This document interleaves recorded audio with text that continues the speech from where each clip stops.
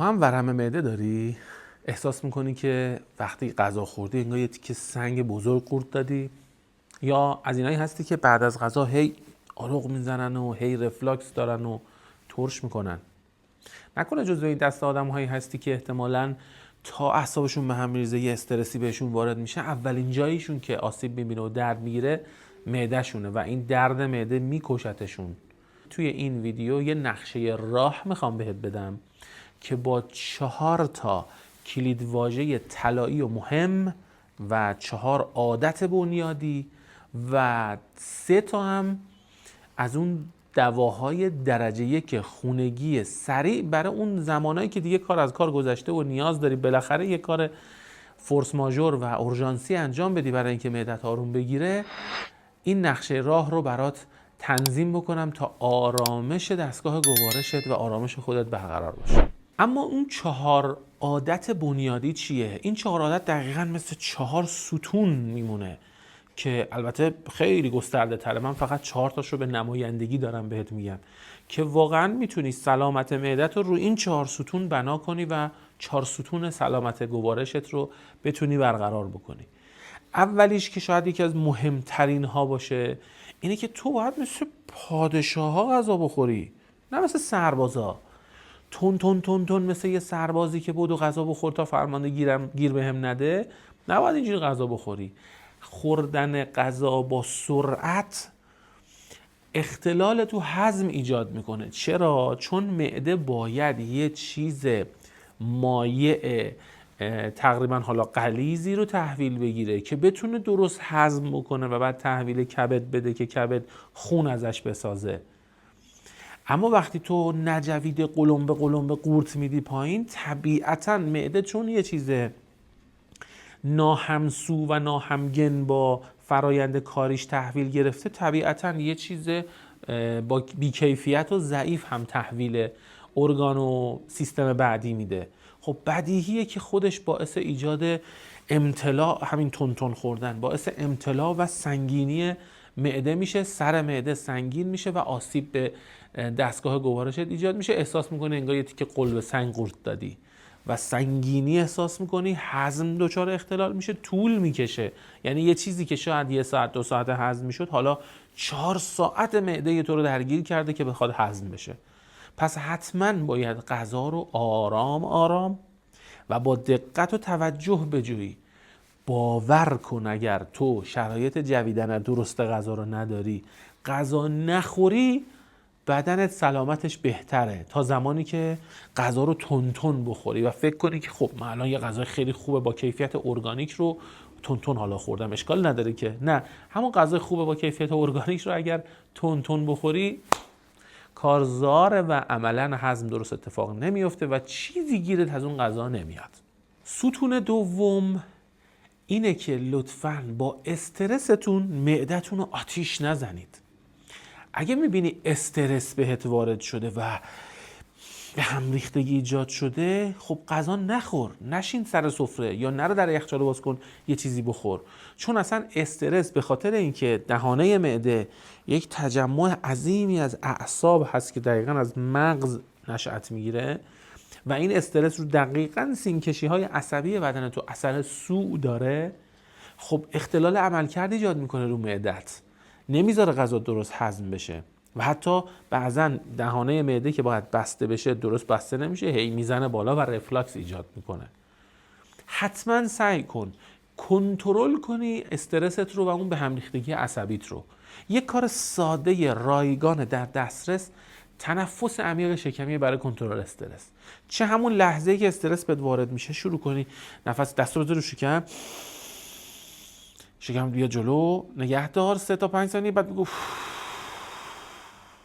تو تنفس عمیق شکمی سینه نباید بیاد جلو، شکم باید بیاد جلو و این کار تکرارش فوق العاده میتونه، مخصوصا حالا برای کسایی که کلا استرسی ان، مثل یه قرص روزی 3 بار 10 بار اینجوری نفس بکشن، یعنی صبح و ظهر و شب هر بار 10 بار این مدلی نفس بکشن. مثل یه قرصی که هر 8 ساعت باید بخوری، هر 8 ساعت این مدلی نفس بکش. کاملا اعصابت رو در مسیر تعادل نگه میداره. فوق العاده است، در دسترس هم هست. اون موقعی هم که این چالش استرس دا بهت وارد میشه هم همین کار رو بکن. بعد حالا اگر خواستی غذا بخوری غذا بخور. پس این نکته خیلی مهم و این ستون خیلی مهم هم یادت نره. ستون سوم چیه؟ قانون طلایی 2 ساعت. چیه 2 ساعت؟ ببین وقتی تو غذا میخوری یکی از مهمترین اتفاقاتی که تو بدن میفته و باعث میشه رفلاکس و بالا زدن اسید معده اتفاق میفته اینه که اسید معده اصلا جاش تو قعر معده است. وقتی که میزنه بالا یعنی تو یه کاری کردی که این بیاد در معرض به قول معروف دهانه معده قرار بگیره. شما فکر کن یه لیوان تهش آبه، چه زمانی این آب انتهای لیوان میتونه بره سر لیوان راه پیدا کنه؟ زمانی که خم بشه و به قول معروف افقی بشه، بعد از این ور ته آب ته لیوان میتونه ریزش بکنه به سر لیوان. وقتی تو تا 2 ساعت بعد از غذا میگیری میخوابی، دقیقاً معده تو از این حالت، حالا فرضی استی، از این حالت به این حالت تغییر پیدا میکنه. لذا جاذبه زمین که کمک کرده بود به هضمت و اسید معده رو پایین نگه داشته بود، دیگه حالا اینجا کاهش پیدا میکنه و طبیعتاً اسید به سر معده میزنه و رفلاکس. خیلی از اینایی که دچار رفلاکس هستن بعد از غذا میگیرن میخوابن. حالا چه خواب عمیق چه دراز کشیدنهای طولانی، حالا یه استراحت چند دقیقه‌ای 2-3 دقیقه‌ای 5 دقیقه‌ای اشکال نداره، اما نه این که دیگه بگیرم 1 ساعت 2 ساعت بعد از غذا بخوابم. این اشتباهه. تا 2 ساعت بعد از غذا نگیر بخواب و دراز نکش، اونم طولانی، کوتاه اشکال نداره، چون باعث رفلاکست میتونه بشه و ضعف تو، مخصوصا اگه خواب عمیق باشه که میتونه ضعف تو دستگاه گوارشت به وجود بیاره.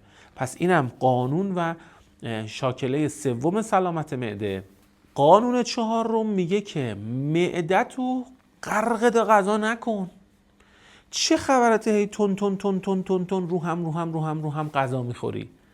وقتی تو هنوز سیری و حالا میگی تعارف زدن دیگه یا علی شروع میکنی به قول معروف بشقاب غذا خوردن، در حالی که واقعا سیر بودی، گرسنه نبودی، گرسنگیت صادق نبود، واقعی نبود، گرسنگیت همینجوری دقیقاً چش دید دلت خواسته، یا مثلا فقط یه تعارف زدن بهت گرفتیش. این کاملا باعث میشه که معدت پر بشه از غذایی که حتی اگر صالح و خوب و طیب باشه چون پره فاسد میشه.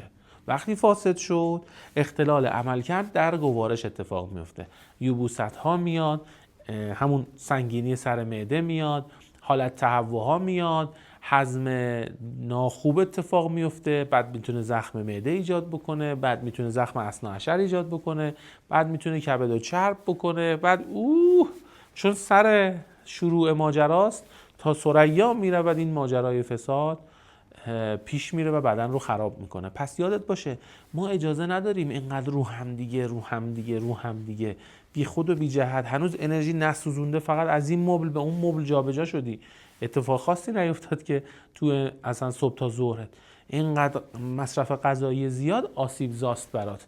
این رو هم کاهش بده و اصلا بنابر روایات یکی از اصول قوت پیدا کردن برای بدن کمخوریه. قاعده بر کم خوردنه که قدرت افزایش پیدا بکنه. اگه خوردن غذا زیاد بشه قوت کم میشه. به عبارتی سوء تغذیه یعنی زیاد غذا خوردن که ضعف بدن ایجاد میکنه از نگاه حقیقی. خب حالا بریم سراغ اون 3 هدیه‌ای که از دل دامان طبیعت میتونیم به دست بیاریم و ازش استفاده بکنیم برای اون مواقعی که حالا همه این 4 رکن رو هم اجرا کردیم، انجامش دادیم، حواسمون بهش بود، ولی حالا به حال اتفاق افتاده، معده درده داره میکشه ما رو، معده درده اذیتمون کرده. چیکار کنیم؟ این 3 کاری که عرض میکنم. یکی از مفرده ها یا گیاهای فوق العاده عالی برای هم اعصاب معده هم عملکرد خود معده بابونه است. زمانی که احساس کردی عصب معدت به هم ریخته، دم کرده گرم بابونه با یک کمی عسل معرکه خواهد بود در عملکرد درست دستگاه گوارشت. هم اعصابش رو آروم میکنه، هم عرض کنم خدمت شما که عملکرد گوارش رو اصلاح میکنه. تازه این برای کسایی که اصطلاحاً IBS یا مثلا سندروم روده تحریک پذیر دارن هم فوق العاده است بابونه، چون یه عرض کنم گیاه عصبی گوارشیه و فوق العاده اثر عالی رو داره برای سلامت دستگاه گوارش. اما دومین کاری که میتونه کمک بکنه برای اینکه آنزیم های دستگاه گوارشت یا حالا همون اسید معدت تقویت بشه، اونا که احساس میکنن غذا خیلی ضعیف هضم میشه، احساس میکنن اسید معدهشون خوب کار نمیکنه و درست نمیتونه هضم بکنه، نیم ساعت 20 دقیقه قبل غذا یا یه لیوان شربت سرکنگبین خیلی میتونه کمک بکنه. اصلا از بزاق دهان رو شروع میکنه ترشح دادن تا پایین. و یا یه تیکه لواشک خونگی فوق‌العاده است. اصلا به لواشک فکر میکنی هم بزاق دهن ترشح میشه، چون میدونی بزاق یکی از مهمترین به قول معروف نیازهای هضم درست و درجه یکه. لذا یه تیکه لواشک قبل غذا میتونه فوق‌العاده آنزیم ها و فرایند گوارش تو قوت بده که حالا غذایی که داره میاد بتونه با کیفیت بهتر هضم بشه.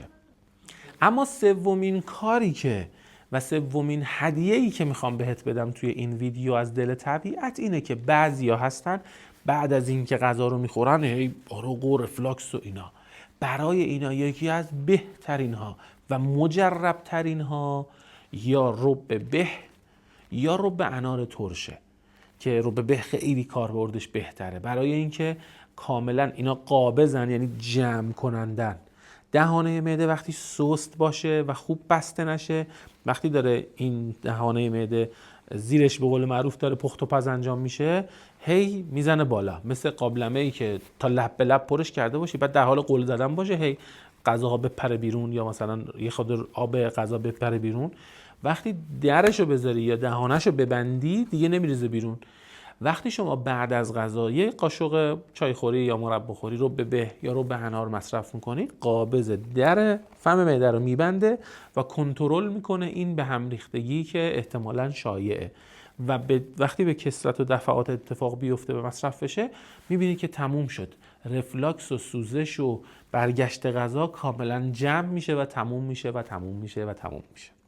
توی این ویدیو همه تلاشمو کردم که بهتون بگم راهکار برگشت سلامت معده، چه اون بخشای عصبیش، چه اون بخشای بافت خود معدهش، چه بخشای اصطلاحاً روحی روانیش، دو تیکه است. یه پازل دو تیکه بسیار مهمه. یه تیکش سبک زندگی است و اصلاح یه سری از رفتارهای غلطه و یه تیکش هم استفاده از مفردات و داروها و گیاهاییه که میتونه کمک بکنه. اگر هر دوتا رو کنار هم دیگه قرار دادیم یک فرایند سلامت پایدار رو خواهد داشت. یکیشو بگیری اون یکی طبیعتاً به تنهایی نمیتونه استمرار ایجاد بکنه برای سلامت دستگاه گوارشت. این ویدیویی هم که اینجا داری میبینی رو حتما ببین، چون خیلی باز دوباره کمکت میکنه برای اصلاح و تقویت سبک زندگی جامع و کامل انشالله. ممنونم ازتون که وقت گذاشتید. ارادتمندم. یا علی مدد.